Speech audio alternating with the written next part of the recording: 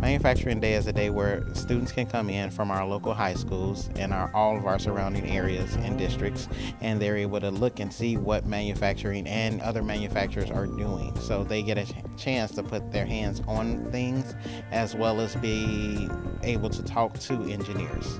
Manufacturing has changed tremendously over the years. It's less labor intensive, using more of this and your hands rather than digging ditches and pushing things around. We have machines to do that now. A skilled electrician in manufacturing or a mechanic or a combination of both will make as much money as someone that has a master's in business administration.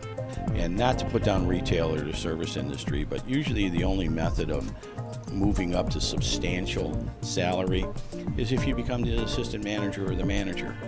Where in manufacturing, if you become skilled, you don't have to move up to the level, and maybe you wouldn't want to be a manager, and there's nothing wrong with that.